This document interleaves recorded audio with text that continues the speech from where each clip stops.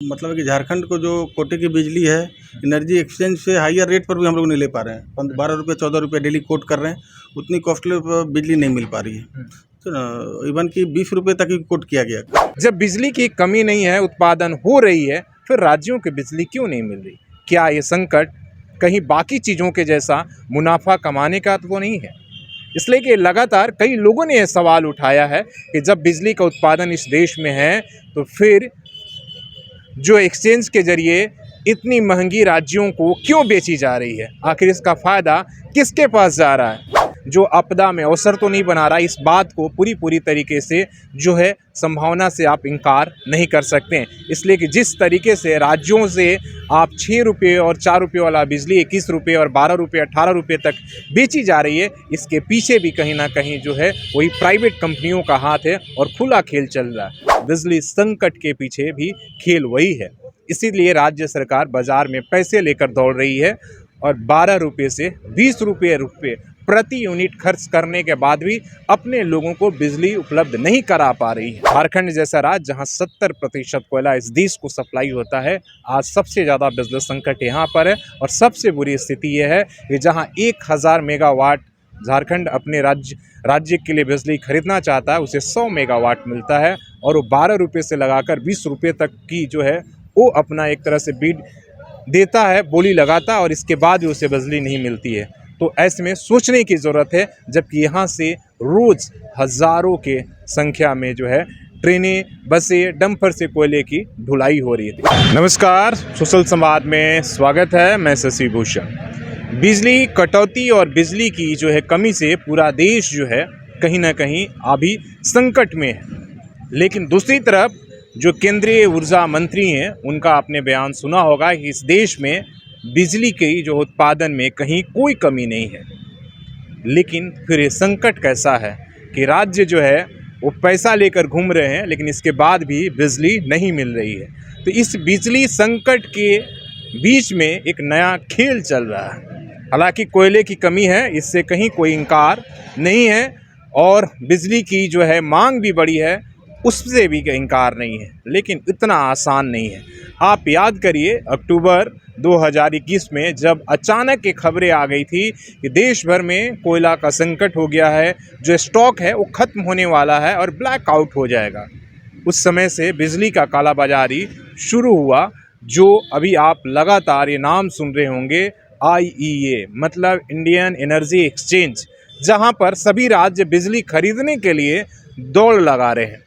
और जो बिजली आपको 4 रुपये और 6 रुपये प्रति यूनिट के रूप में मिलती है, और वहां जाकर 21 रुपये जो है रुपये तक राज्यों ने बिजली खरीदी अपने राज्यों में बिजली सप्लाई के लिए अक्टूबर में। इसके बाद जो राष्ट्रीय विद्युत नियामक बोर्ड है, उन्होंने एक तुरंत जो है इस ब्लैक मार्केटिंग पर जब उन्हें पता चला, तो उन्होंने एक फैसला लाया कि 12 रुपये प्रति यूनिट से ज़्यादा कोई भी डिमांड नहीं करेगा। लेकिन क्या है, इसके बाद फिर मार्च में एक क्राइसिस शुरू हुआ और आप देखिए कि देश भर में किस तरीके से हाहाकार मचा है। जब बिजली की कमी नहीं है, उत्पादन हो रही है, फिर राज्यों की बिजली क्यों नहीं मिल रही? क्या ये संकट कहीं बाकी चीज़ों के जैसा मुनाफा कमाने का तो नहीं है? इसलिए कि लगातार कई लोगों ने यह सवाल उठाया है कि जब बिजली का उत्पादन इस देश में है, तो फिर जो एक्सचेंज के जरिए इतनी महंगी राज्यों को क्यों बेची जा रही है? आखिर इसका फ़ायदा किसके पास जा रहा है? जब इस देश के संसाधन पर सबका अधिकार है, गवर्नमेंट का अधिकार है, तो फिर ये 6 रुपये वाले बिजली 12 रुपये, 18 रुपये और 21 रुपये तक, जैसे झारखंड ने कल बताया था कि 20 रुपये प्रति यूनिट तक इन्होंने जो है बोली लगाई, इसके बाद भी बिजली नहीं मिली।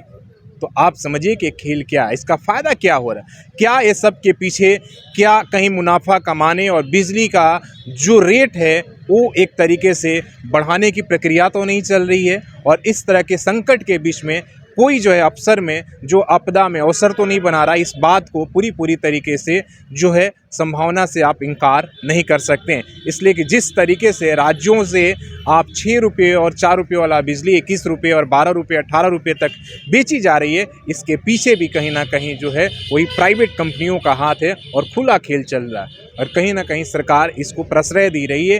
नहीं तो सरकार से ये पूछना था कि जो बिजली एक दिन पहले 12 रुपये, फिर वो 18 रुपये हो जाती, फिर 21 रुपये, शेयर मार्केट की तरह कैसे बढ़ रही है। आखिर कहीं ना कहीं इसका मार तो आम आदमी पर ही पड़ेगा। जब कोयला इस देश का है तो कुछ लोगों का कैसे ऐसे अधिकार हो गया कि उस बिजली को उत्पादन करके फिर अपने मन मुताबिक जो है बेच रहे हैं। आखिर आपको ये सवाल ये भी समझना होगा कि आखिर कुछ लोग इस देश की संपत्ति को क्यों अपनी संपत्ति बनाकर इस देश को लूटना चाहते हैं। क्यों आपके हमारे हक को भी वो अपने देश की दुनिया का सबसे अमीर आदमी बनने के होड़ में आपके और हमारे थाली की भी और हक का भी चीज़ को वो इस तरीके से इस्तेमाल कर रहे हैं। और उसमें कहीं ना कहीं सरकार का पूरी तरीके से उनका प्रश्रय है। और आप ये समझ लीजिए इस बिजली संकट के पीछे भी खेल वही है। इसीलिए राज्य सरकार बाज़ार में पैसे लेकर दौड़ रही है और 12 रुपये से 20 रुपये प्रति यूनिट खर्च करने के बाद भी अपने लोगों को बिजली उपलब्ध नहीं करा पा रही है। तो ये जिम्मेदारी किसको तय करना होगा। आखिर ऊर्जा मंत्री का सिर्फ इतना बयान दे देना इस देश में बिजली के उत्पादन की कमी नहीं है, क्या वो काफ़ी है?